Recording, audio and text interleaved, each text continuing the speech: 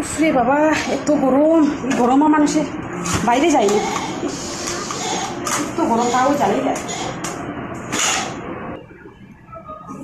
কিতা গো, তুমি গরমের ভিতরে অতটা কাটার কেন খাইলা? খাইতা থাকিতাম কি গরম দিছে, আমি বাইরে গিয়া গরমে খাইতা থাকিতাম হতা আমার খেতা খবর হতা মনের রেখা খাইতা না থাকিতাম হতা খাইয়া পেট খারাপ। আমার মন খারাপ নেই কম কাটা খাই, আম খাটাল 2 মাস, আম খাটাটা 12 মাস খাইতাম না খেতা হতা আজও খাইব আজও ও আছে কেন খাও?